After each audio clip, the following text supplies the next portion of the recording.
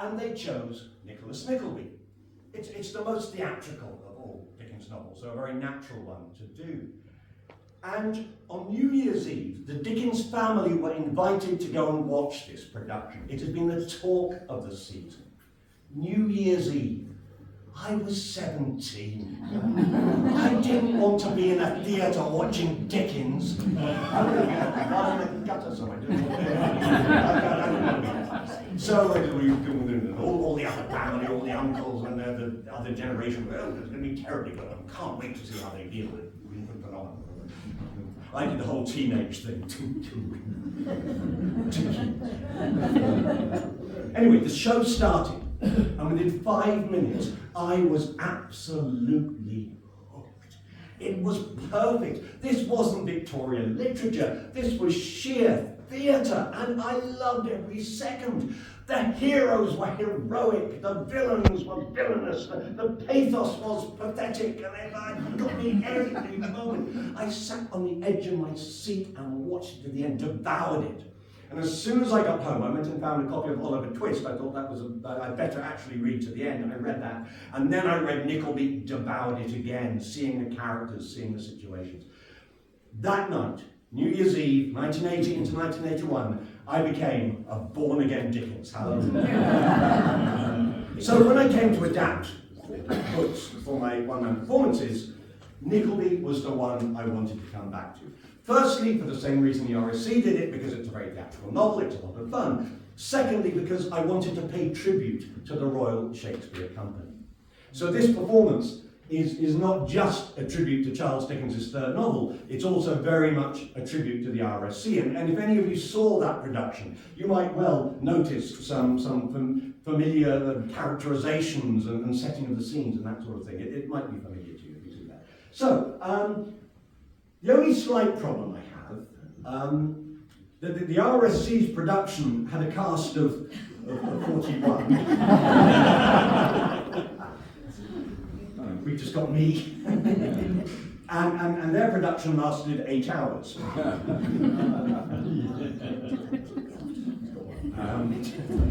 I'll try and get through this. If you bear with me and come along for the ride, hopefully we can get through this together. So, without further ado, let's begin. The life and adventures of Nicholas Nickleby.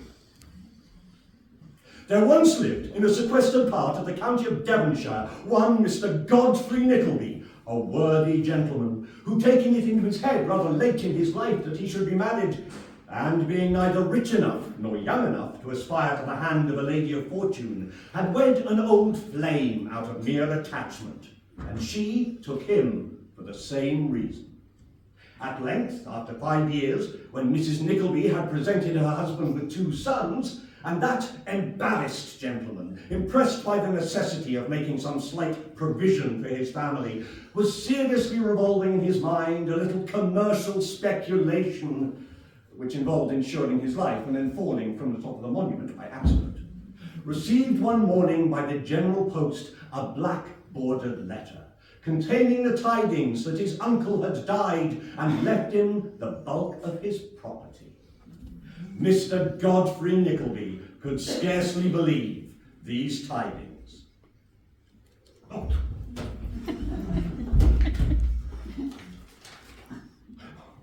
I can scarcely believe these tidings.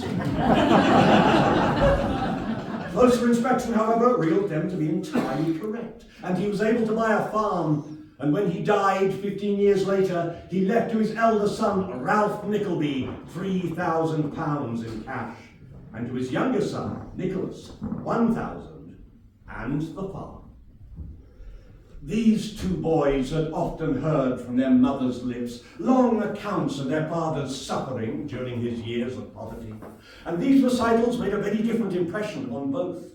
Nicholas, the younger, gleaned from thence nothing but forewarnings to shun the great world, whereas Ralph, the older, learned that money, riches, are the only true sources of happiness, and it is legal and just to encompass their acquisition by any means. If no good came of my father's money when he was alive, plenty of good has come of it now he is dead.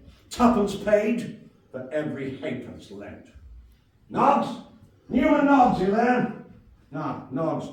Was that the clock striking 12:30? No more than 5:20. What? Well, my watch has stopped. Not wound. Yes, it is. Overwound then. Will not very well be so. Must be. Perhaps you're right. You have a letter for me, I see. Regarding a mortgage, perhaps? You are wrong. Black border, black wax, postmarked the Strand. A woman's hand. A woman's hand, you say? I shouldn't be surprised to discover that my brother is dead. Well, dear me, it is as I thought. He is dead. Well, there's a sudden thing. Children alive? What? Children? Yes, both of them. And the widow too, and all three here in London to scrounge off me. I must pay them a visit. They are staying at lodgings kept by a lady by the name of Nickleby. Miss Nickleby. A painter of miniatures. Oh, have you come for a miniature, perhaps? Have you ever sat before such a strong, marked countenance? Madam, you misunderstand my purpose. I do not have money to waste on miniatures. Nobody to give one to if I did, thank God. No. My name is Ralph Nickleby. I believe you have a lodger of the same name. Oh dear, poor Mrs. Nickleby. Poor, yes. I must see her. Take me to her. We'll show you up. Hannah, show the gentleman up. A lady in deep mourning rose to greet him. She leant upon the arm of a beautiful young girl of 17. A youth who appeared a year or two older stepped forwards to salute him. Uncle. You must be young Nicholas, I presume? Yes, sir. That is my name. Madam, you must try to bear up against sorrow. I always do. Husbands die every day. And brothers too, sir. Yes, and puppies and young pups likewise. Tell me, sir, what do you mean to do for your bread? Well, whatever it shall be, sir, I shall not come to you to make it more. No. Madam, what is your daughter fit for?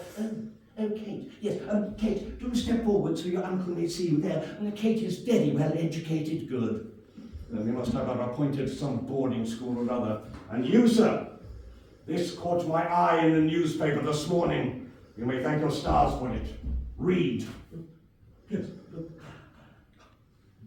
Education at Mr. Wackford Squeers Academy, Dotheboys Hall, in the delightful village of Dotheboys near Greta Bridge in Yorkshire. Youth are clothed, booked, furnished with pocket money, provided with all languages, living and dead, mathematics, orthography, geometry, astronomy, trigonometry, algebra, the use of the globe, single stick if required, writing, arithmetic, and every other form of classical literature. Terms, 20 guineas per annum. No extras, no vacations. Diet, unparalleled. Mr. Squeers is in town and attends daily from 10 till 4 at the Saracen's Head, Snow Hill. N.B. An able assistant is required. Terms, £5 per annum. A Master of Arts would be preferred. There. We must not delay, or some more fortunate candidate may deprive you of the situation. Come, I believe the Saracen's Head was mentioned. Mr. Squeers' appearance was not prepossessing. He had but one eye, whereas the popular prejudice runs in favour of two.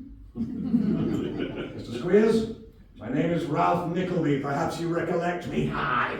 That I do. You paid me a small account for a number of years on behalf of the parents of a boy who unfortunately died at Dotheboys Hall. Yes, sir. This is my nephew, Nicholas Nickleby. You have advertised for an assistant, sir. Well, here he is. Oh, I don't know. Mr. Squeers, a word or two, if you please. The two words were held to one side. Well, Nickleby, it seems your uncle's recommendation has done it. The coach leaves here, 8 o'clock sharp. Be here. Yes, indeed. Thank you, Uncle. Thank you. Nicholas slept well that night until he awoke at 6. He wrote a few lines in pencil to say the goodbyes he could not face to deliver himself, and laid them and half his scanty amount of money at his sister's door, then shouldered his bag and left the building behind him. Ah, Nickleby, you best be sharp with your breakfast. The cold John will be heard in a minute, and we all lay off. Oh, there it is, thought it wouldn't be long. Nicholas was wrapped up in all the heat and bustle of preparation for the journey when he was accosted by his uncle. Sir, your mother and sister wish to say goodbye. Nicholas, who is that vulgar man? Ah, my dear, would you care to be introduced to the schoolmaster? Mr. Squeers, my niece, Kate Nickleby. Oh, I'm very glad to see you. Very glad. Do you know, I sometimes wish we had girls that do the boys all, and we had you as a teacher. We don't know though, Mrs. Squeers might get jealous. Sir, to your place. Yes, my dear Kate, I must leave. I love you. Mother, I look forward to when I might see you again someday. Uncle, thank you. As Ralph, Nickleby and Squeers were talking to one side, Nicholas climbed to the roof of the carriage, but felt somebody tugging at his leg. Noggs? Newman Noggs? Is that you? Here, take this. There. Take it, read it. That's all. There is no more. There. Yes, thank you. Nicholas clambered up onto the roof of the carriage. There was a banging at the door and a swaying of the vehicle to one side as the heavy driver and even heavier guard took their place. There was a call of "all right below" and a few notes of the bugle, and Nicholas looked at 2 upturned faces and the hardened features of Ralph Nickleby, and they rode away across the cobbles of Smithfield. The journey was long and hard. The weather was intensely and bitterly cold. A great deal of snow fell from time to time. There was a good coaching dinner to be had at Eton Slocum. The night and the wind came on together, and dismal enough they were, to be sure. The only sound that could be heard was the howling of the wind, for the carriage wheels and the horses' hoofs were rendered inaudible by the thick layer of snow that gathered every moment. The streets of Stamford were deserted as they passed through. Late towards morning, Nicholas fell into an uneasy sleep, and when he awoke, the day dragged uncomfortably on until at last, late into that night, they arrived at Do the Boys All. Oh, you needn't call it that here, they don't know it by that name in these parts. We only call it that in London. Indeed, a long, cold-looking building, 1 story high, a few straggling outbuildings behind. What? Is someone out in this weather? Smike! You there, Smike? Now, you look after them horses. Well, what's the matter with you? Have you gone daft or something? Please, have you? Was nothing?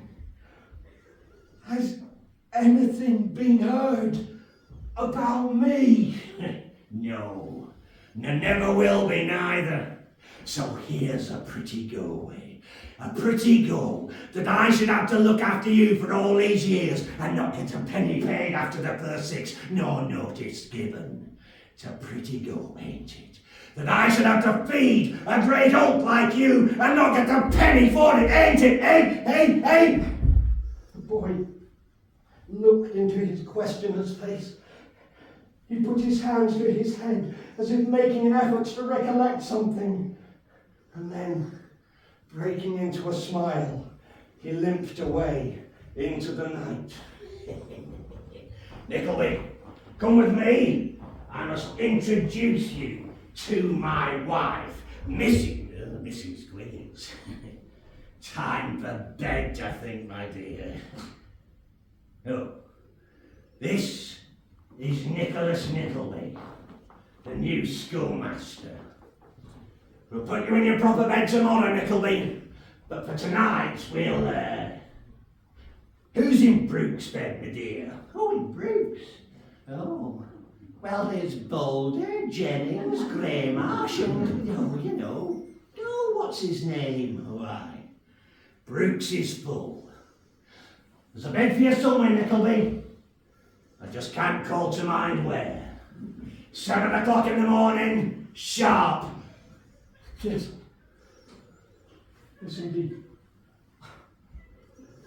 Joey.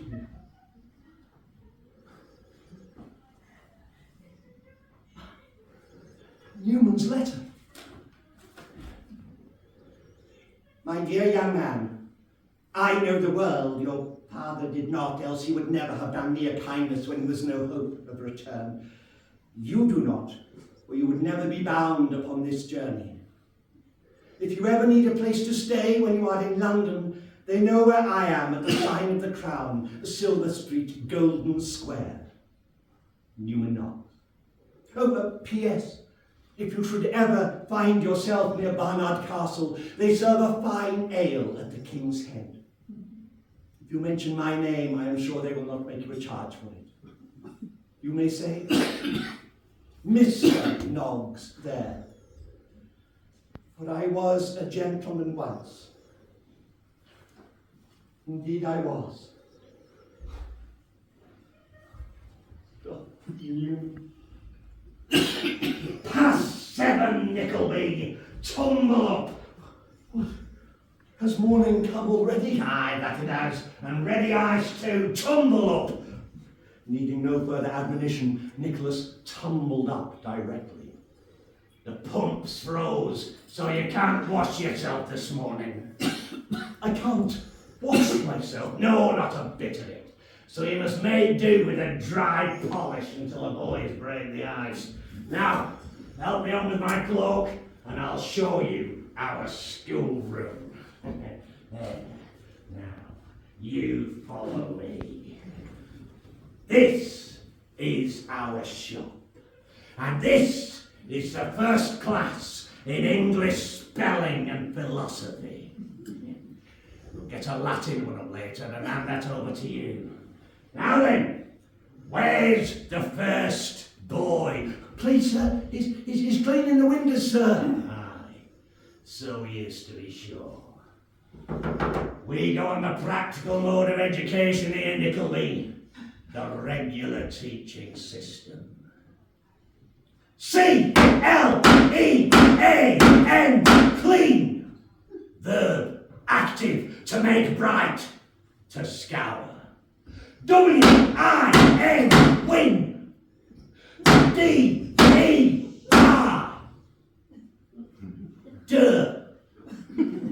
window. Casement. When a boy knows that out of the book, he goes and he does it. Where's the second boy? Please, sir, he's weeding the garden, sir. Aye, so he is, to be sure. B-O-T, bot, T-I-N, bottom, N-E-Y, botany.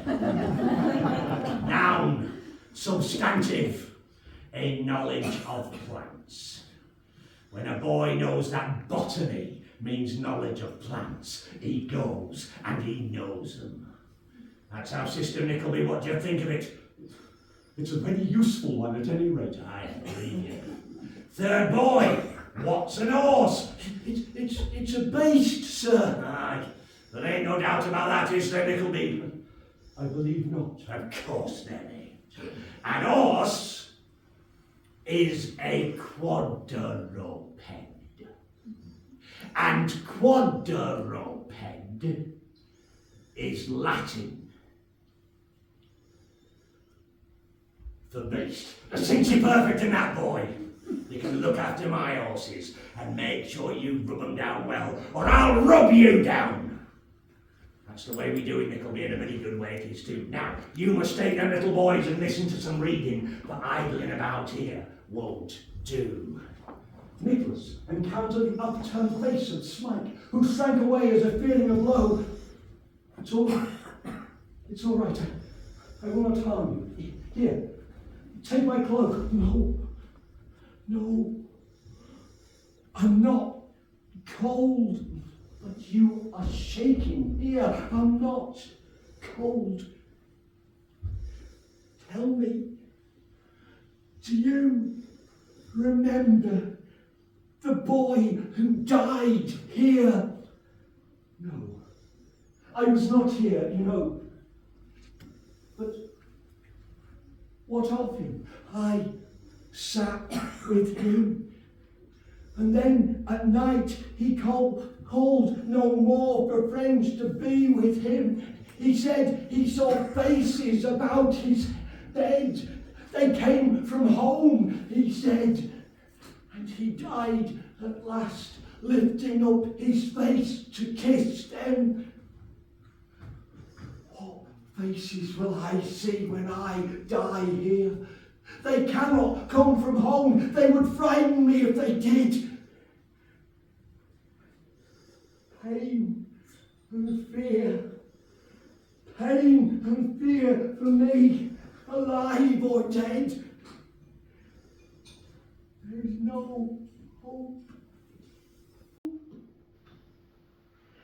Tell me, is the world outside as dark and dismal a place as this? Heaven forbid. Its harshest and coarsest toil are mere happiness compared to this. And should I see you there, outside? Yes, Smike. Yes. And I shall look after you and care for you, and not heap fresh sorrows upon you as I have done here. Now, sleep, Smike. Sleep. Meanwhile, in London, Kate Nickleby had been engaged at a millinery establishment kept by Mr. and Mrs. Mancellini. Oh, you damnedest little fascinator.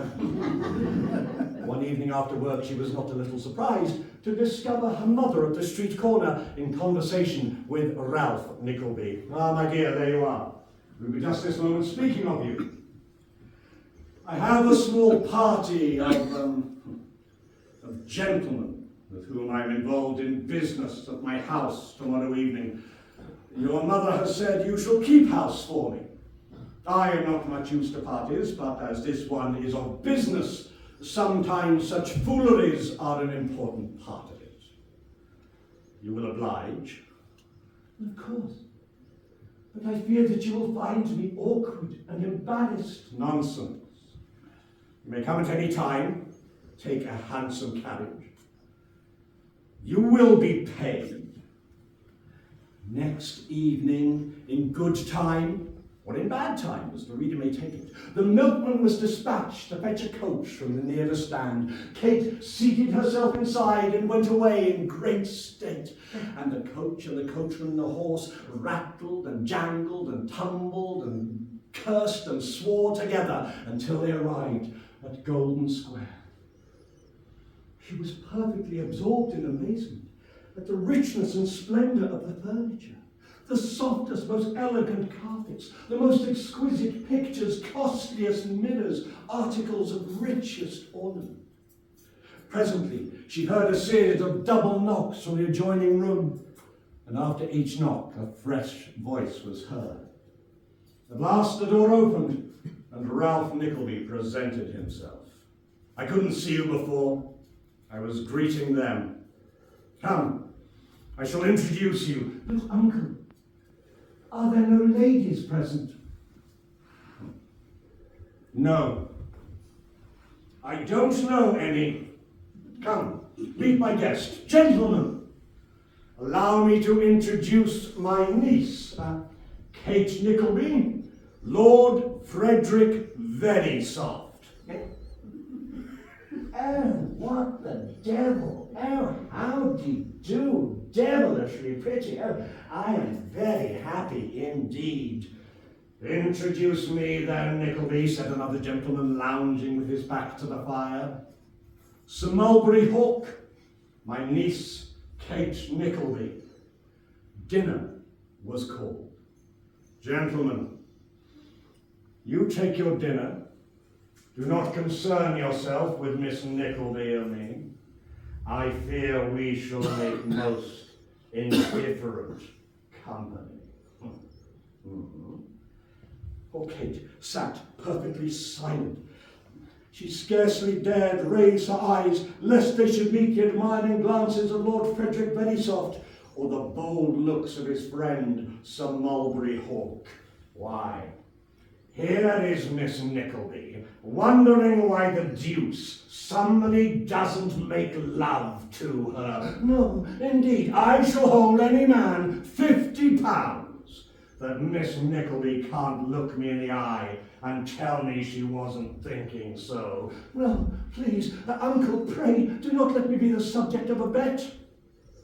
Why not? There's no harm in it. It's over in a moment, if it's what the gentlemen want. Miss Nickleby? The girl was so overwhelmed with confusion she scarcely knew what she did. She had determined to remain perfectly silent, but fearing that by doing so might seem to countenance Sir Mulberry's boast, which had been delivered with such vulgarity and coarseness of manner, that she lifted her eyes and looked at him. There was something so foul, so repulsive, so odious in the look that met hers, that without the power to stammer forth a syllable, she raised herself to her feet and ran from the room. She did not cry until she was upstairs, and there she gave her tears full vent. Capital sport, Nickleby. I trust there will be more of the same. Where's Smike? What? I do not know it. I have not seen him since last night. You won't save him that way. Where is he? At the bottom of the nearest pond, for what I know. So you think he's run away, do you? I think it extremely likely, yes. Aye. Well, the cowhouse and shed are locked, so he's not there. He must have gone to York and by public road. I'll soon lay hands on him. 2 days passed before Smike was recovered. The news of his return spread like wildfire through the hungry community. There! Now, is every boy in his place? And every boy keep in his place. Nickleby, to your desk, sir. I've hardly room enough as it is. Now then, what have you got to say for yourself? Please, spare me. Aye, so that's what you got to say, is it? Aye, I'll save you. I'll flog you within an inch of your life, and I'll save you that. Stop! Who cried stop? I did. This must not go on. This cannot go on. My indignation is aggravated by the wicked cruelty practiced on helpless infancy in this foul den, and the consequences shall fall heavily upon your head, Squeers. How dare you take that and no. Yes, and Squeers, you take that and that.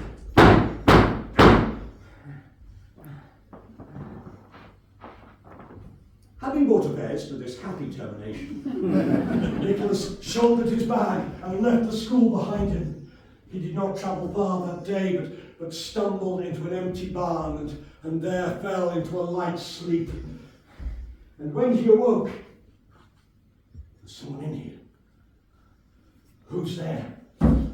Who's there? How dare you follow me? Smike, please, please. I want to go with you. I want to be with you. I don't need new clothes. These will do me well. I will be your faithful, hard-working servant. I just want to go with you. And so you shall, Smike. So you shall.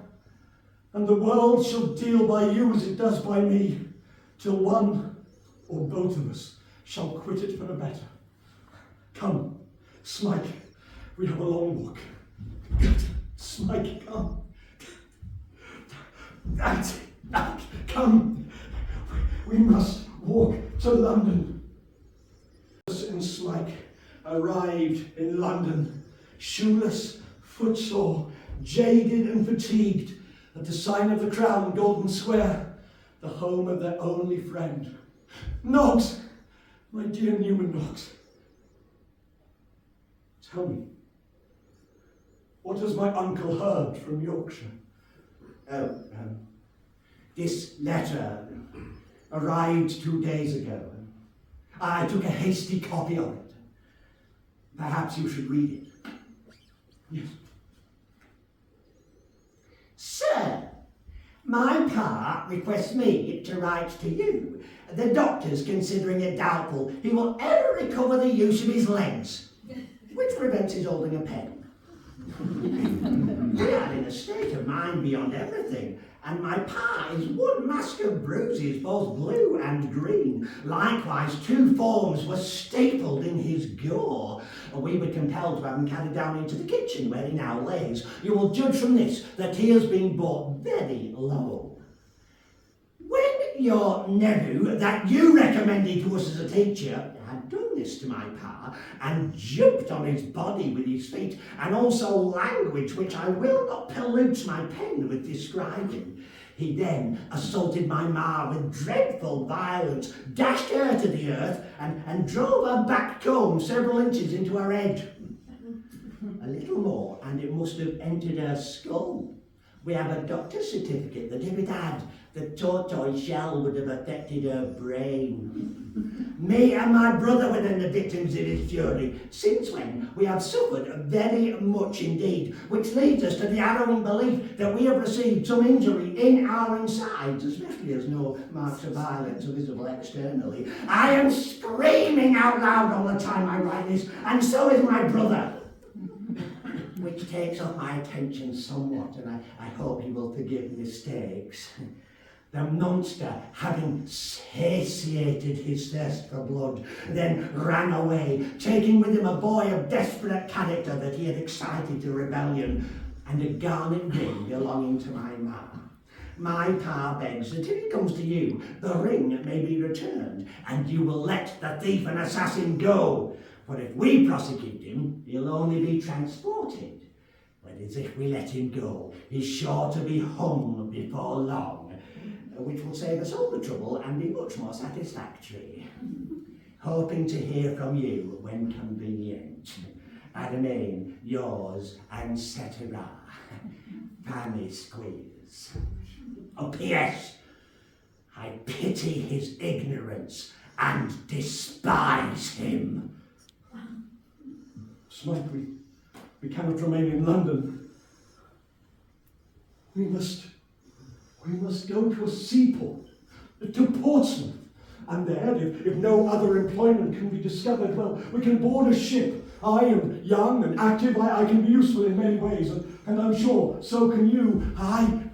When I was at that place, I could milk a cow and groom a horse. Yes, Smike, I'm not sure that will be useful aboard a ship. Smike, when you first went to that place, was it warm? Was it cold? No. It was wet. Very wet, but did you not go there alone? No. Who took you? A man.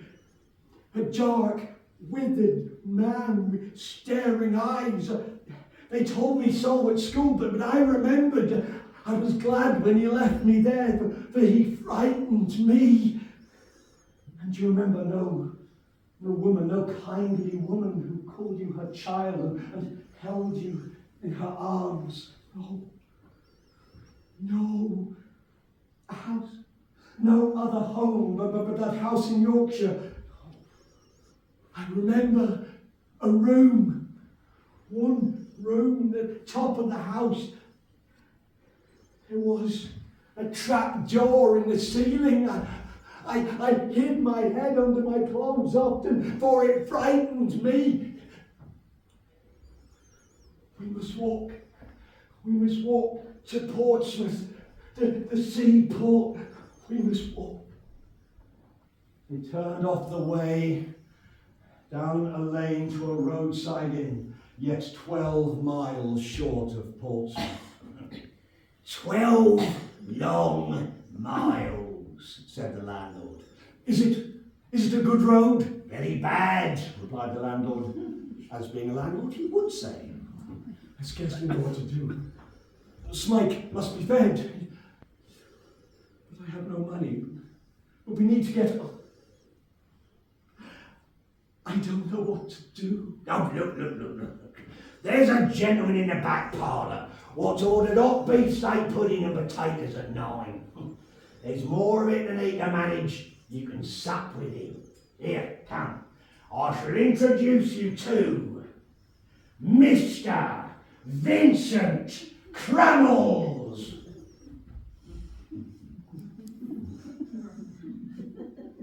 I am in the theatrical profession. My wife is in the theatrical profession.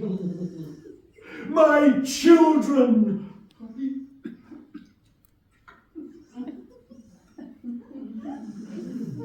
I had a dog that lived and died in it from a puppy, and my chaise pony goes on in time or the Tartar. Why, you could be useful to us in 100 different ways. Oh yes, you could write us a new piece to show the strength of the whole company whenever we wanted one. You must manage to introduce a real pump and 2 wash tubs into the piece. I bought them cheap at a sale last week. Oh, it looked wonderful in the bills. Allow me to introduce you to my wife, Mrs. Vincent Crummles. I am glad to see you, sir.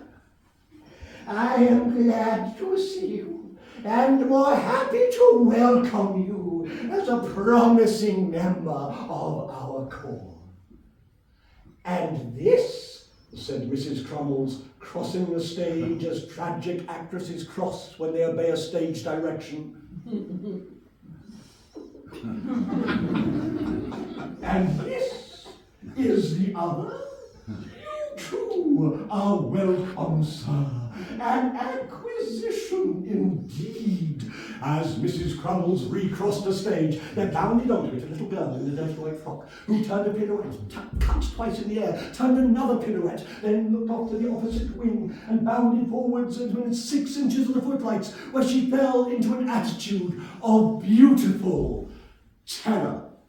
Oh, bravo, my dear, bravo, Mr. Nickleby. Allow me to introduce the infant phenomenon, Miss Ninetta Crummles.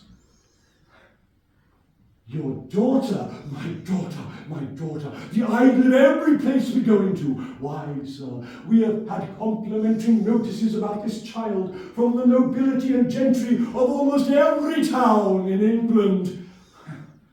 Well, I'm not surprised at that. She must be quite a natural genius. Quite.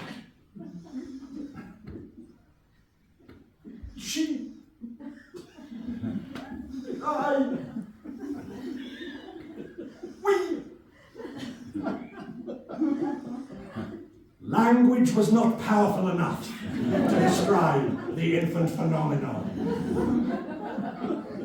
May I ask how old she is?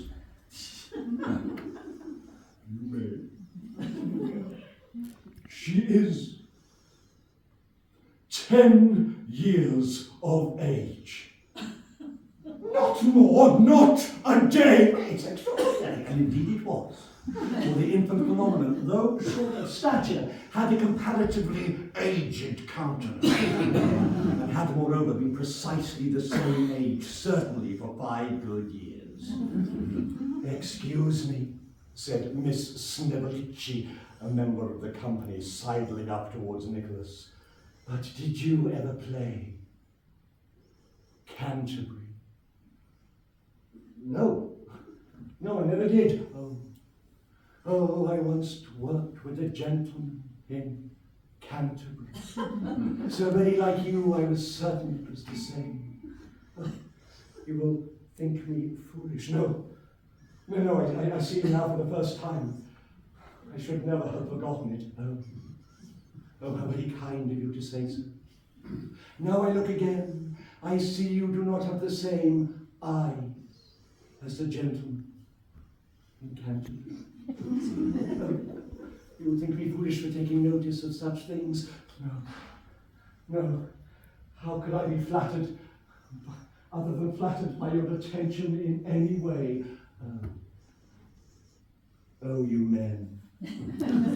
You are such vain creatures. Ladies and gentlemen, on Monday we shall read a new piece. The title is Not Known Yet. But there shall be a part in it for everybody, or Mr. Nickleby shall see to that. Until Monday, be gone! Nicholas worked hard at the new piece, and then at his own part, which, so everybody told him, he acted to perfection. At last, the great day arrived, and the curtain arose upon the new piece. There was a round of applause every time Nicholas moved or spoke. And at last, in the pump and tub scene, there was such a shout of applause as had never been heard in those walls for many and many a year.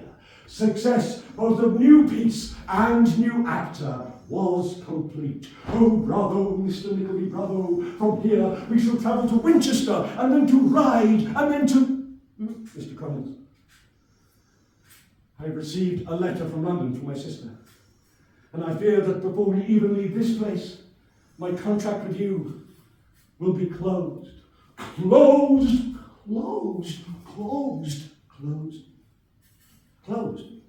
Yes. Oh, young men, you are so rash, so very rash. Farewell, my noble, my lion-hearted boy. Farewell. Nicholas, climbed up onto the roof of the coach, and they rolled away towards London.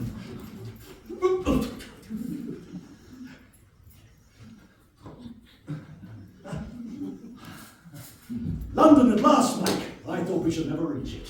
Having seen Smike safely installed in lodgings, Nicholas walked into the streets. He had scarcely taken anything to eat since that morning, and passed a handsome hotel. An expensive place, I dare say. But a pint of wine and a biscuit is no great debauch wherever it may be had. He went into the coffee room, but there he heard a name he knew too well. Kate Nickleby, the Jade. She is a worthy Nickleby, a true imitator of our Uncle Ralph. She hangs back to be more sought after. Again, I raise my glass. Kate Nickleby. Sir, a word if you please. Mysterious stranger, upon my soul. Sir, here is my card. My business you will understand. It is my sister who has been the subject of the conversation here. You may be nothing but a mere errand boy for aught I know. Sir Mulberry Hawk took his horsewhip, shortened this handle, and laid it vigorously against Nicholas's head and shoulders. In the struggle it broke. Nicholas caught hold of the handle and used it to lay open his antagonist's face from the eye to his lip. And then he ran into the streets to see his sister. Kate, how pale you are. Oh, Nicholas, please, I have been so unhappy. Do not leave me again. I fear I should die of a broken heart if you did. No, Kate, I shall never leave you anywhere ever again. I am resolved to provide for my family, for you, Kate, for Mother, and for our new brother, Smike. I must find a situation. I will visit the register office.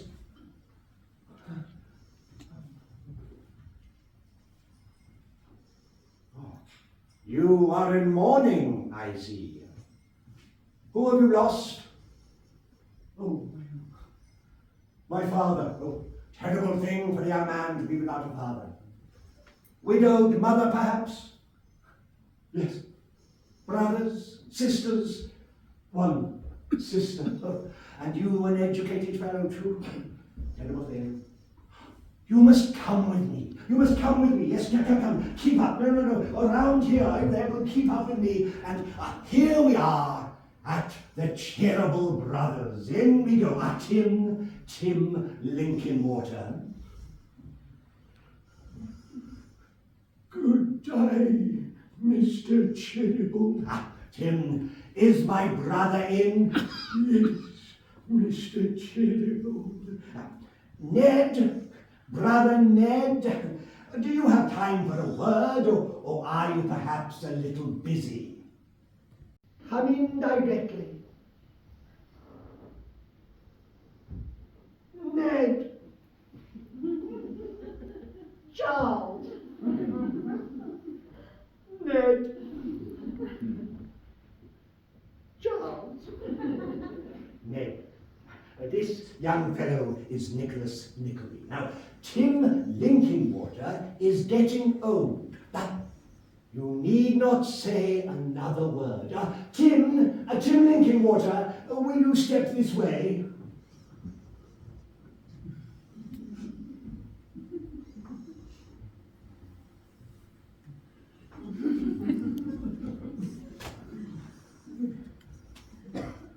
Good day, Mr. Cheerable.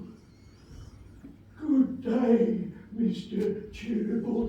Tim Linkinwater, you are getting old.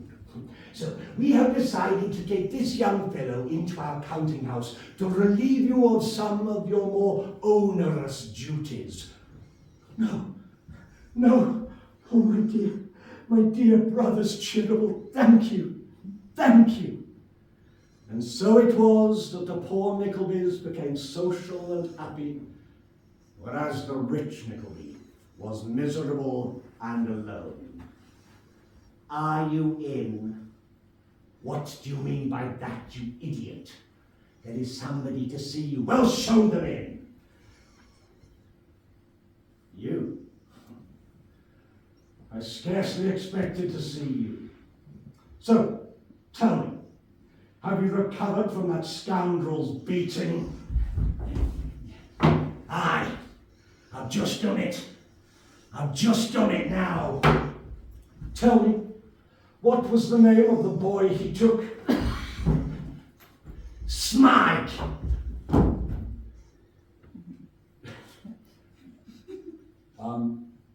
Aren't you going to pick your cane up?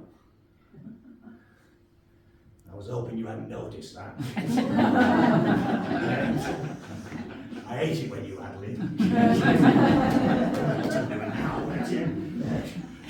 Where were we? The name of the boy he took. Smike. Yes.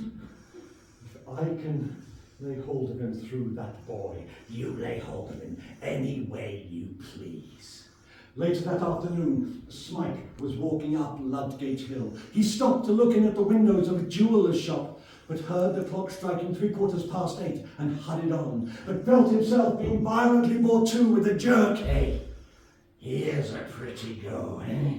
Here's a pretty go. No, I must go home. Aye, and you will.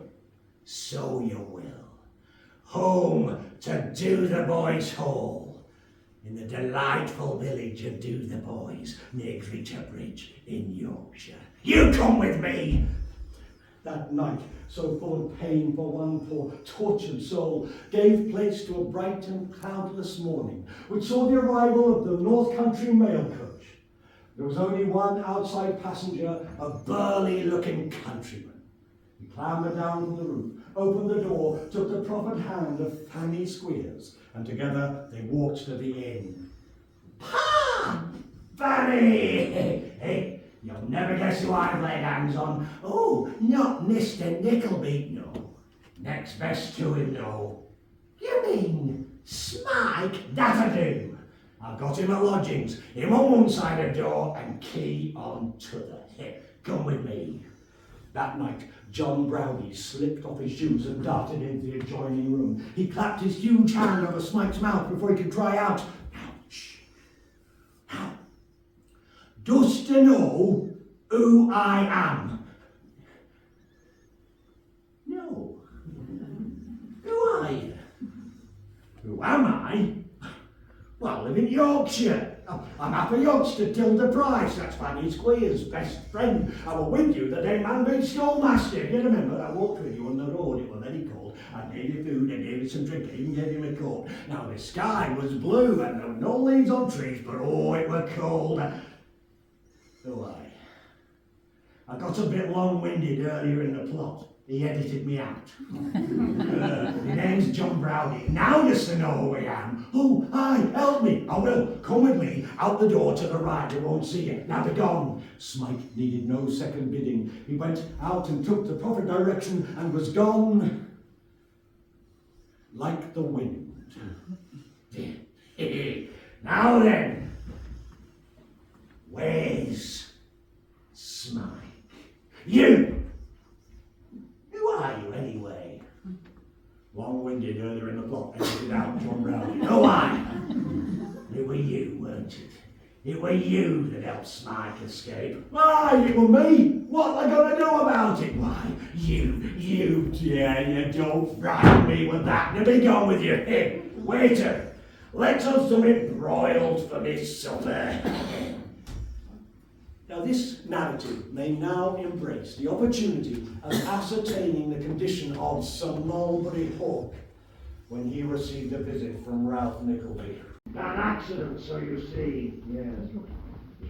It is a galling thing when the man about town, the rake, the ruin, the rook of 20 seasons, should be brought to this by a mere boy. I tell you, when I am out of this cursed bed, I shall take such revenge as no man ever took. I shall lay such a mark on him as he shall take to his grave. Lord Frederick Verysoft came in. No, Hawk. I shall not permit, I will not be party to it if I can help it. Any cowardly act on this young fellow. You did wrong. I did wrong to permit it. As for the young lady, well, I believe she is modest and virtuous a young lady as she is a handsome one. And for the boy, the brother, he acted as a brother should, in a spirited and manly way. I only wish any one of us, you Hawk, me, you Nickleby, could come out of this half as well as he does. And so, I simply say, aha! Aha! You have struck me. I have been insulted. 5 o'clock tomorrow morning, very soft. 5 paces. Bang! What have you done? My God, Hawk! You have killed him. Do not know you have ruined us. Ruined us financially, ruined us in society, my reputation. Get away, get out of the country. Leave me to deal with this. Meanwhile, Nicholas had spent the night devising schemes for the recovery of his lost charge. And he welcomed Smike at his door with open arms. But soon Smike became alarmingly ill. Instant removal from London was seen as his only chance. That part of the county of Devonshire where Nicholas himself had been brought up was named as the perfect place. Having secured humble lodgings in a farmhouse, Nicholas took Smike to see the views. At first he was well enough to walk, but soon he became too weak and Nicholas carried him. And Smike fell into a light sleep. But the boy's eyes could only have been closed for 5 minutes when suddenly they were wide open and he was screaming, "No, no, no!" Smike Smike, come. What is it? You have been dreaming. No. There, behind that tree. What is it? Do you remember? I told you of the man who took me to the school. Well, surely, yes. He was there. I lifted up my eyes and saw that tree with the thick trunk, and he was there, staring at me with fixed eyes. He was there. Smike, you have been dreaming. Yeah. Sleep. Smike fell back into his sleep. And this time when he awoke, he said, I have had such pleasant dreams. Of what, Smike? Of what? I shall be there soon. This garden, it is Eden. Yes, Smike. It is beautiful. I used to play here with Kate when we were young. I remember she was climbing that tree and fell and hurt her arm. I carried her back to the farmhouse. It is beautiful. It is Eden. True.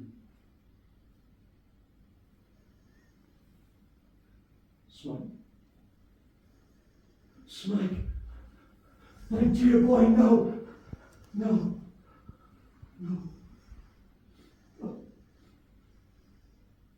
Smike.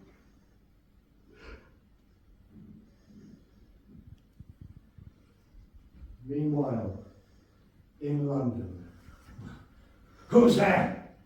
Announce yourself. Oh, my name is Charles Chibnall. This is my brother, Ned, Tim Linkinwater, Newman Noggs. I believe you know. Who's that?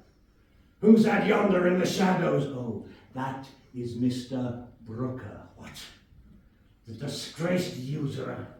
Do you not know he is a felon, a common thief? Get him out of here. I suggest you listen to what he has to say. Mr. Brooker. That boy That boy. that I have seen lying in his grave. That boy who now lays dead. In his grave. That boy was your only son, so help me God. How can you know such a thing? How can you say such a thing? Oh, I know the whole story from the very beginning, and I'm going to tell it, every single word. There once lived in a sequestered part of the county of Devonshire one Mr. Godfrey Nickleby, a worthy gentleman who, taking it into his head rather than letting it.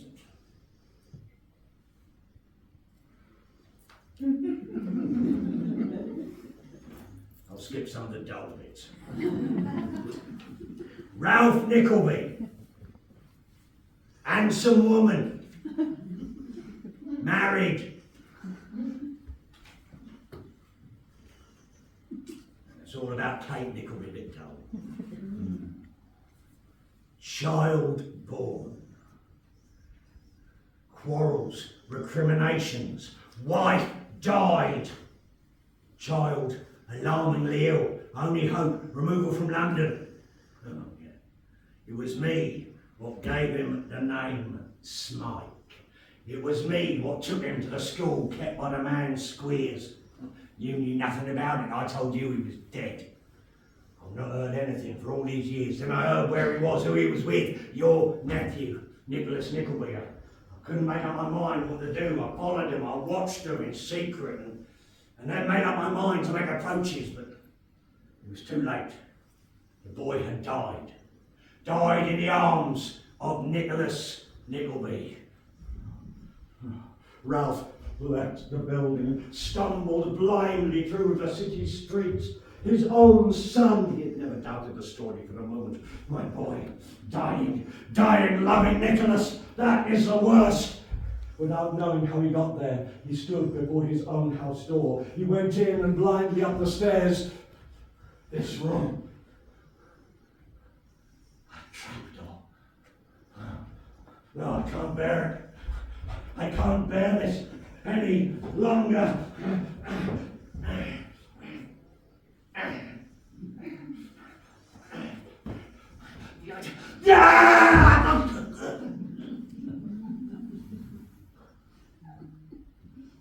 Mr. Nickleby!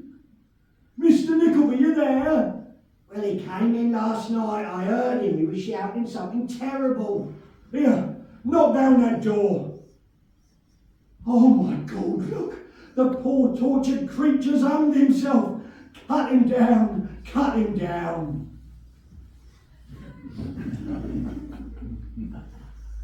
And so, in time, Nicholas married. And so did Kate. And so did Miss Nickleby.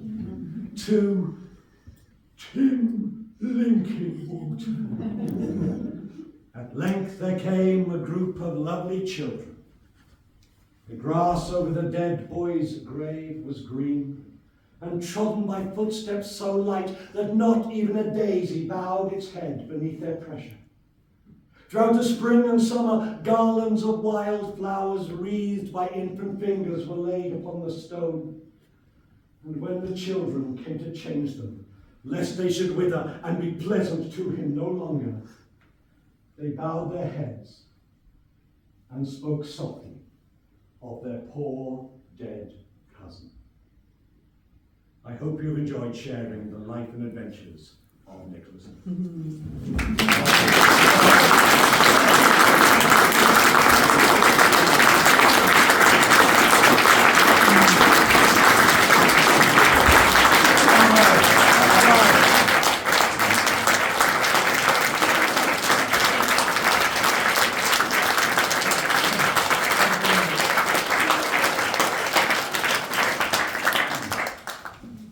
Act 2.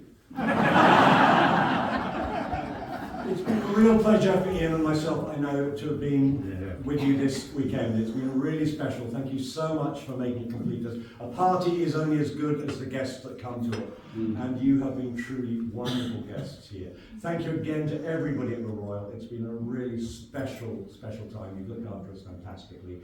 Let's do it all again in November when we do a Christmas carol and Christmas and punches. Hope to see you there. Thank you. Have a wonderful journey home tomorrow. Thank you.